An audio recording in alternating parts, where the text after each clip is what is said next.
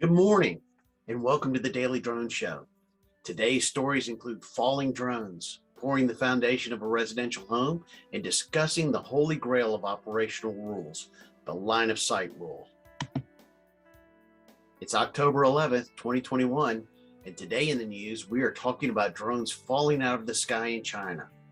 A fleet of 200 drones were meant to be part of a light show staged above a shopping mall in the central city of Zhangzhou when suddenly dozens of the drones began to float down out of the sky.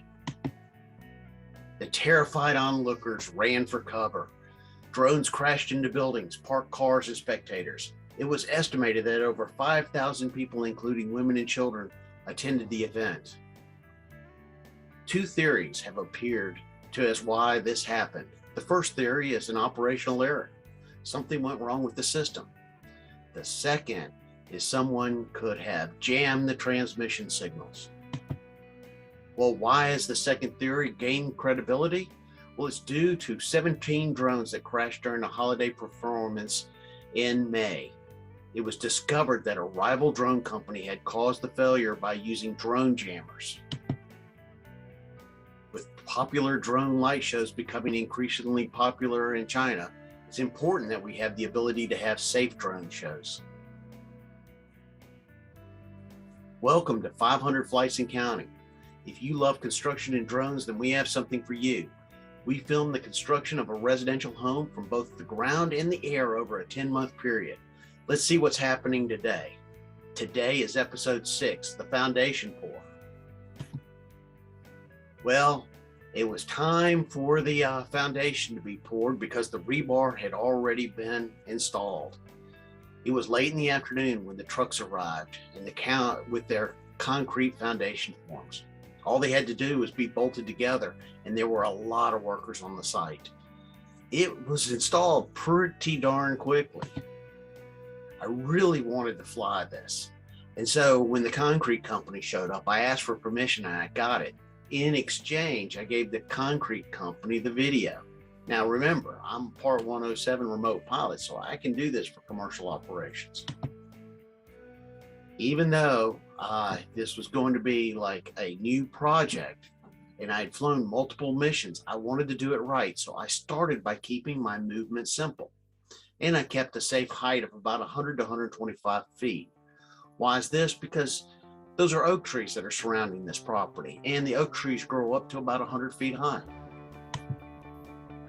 Now, there were a lot of workers on the site, and I wanted to keep my drone away from the workers. So note that with the drone cameras, it gives the appearance that I'm flying directly over the workers when I wasn't. I was able to shoot both ground and aerial shots this day, and editing was getting easier. Not only was I able to shoot it, but I was able to combine both the ground and aerial shots together to tell a story.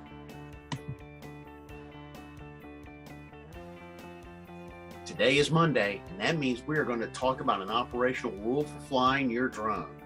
Today, we're going to talk about the visual line of sight. Now, the line of sight operational rule has been called the holy grail of rules for flying drones. Aside from the airspace clearance, the biggest rule that industry experts are waiting to be decided upon is the line of sight. Now, the visual line of sight rule states that the drone must always be within a clear line of sight for the operator or a designated visual observer. That means you gotta be able to see the drone flying in the sky at all times. And you can't use the drone's camera as your line of sight. The remote pilot can use a visual observer to view the drone while it's in flight, so long as there's an established clear line of communication between the pilot and the observer. Now, visual line of sight means having an unobstructed ability to see the drone in the sky at all times.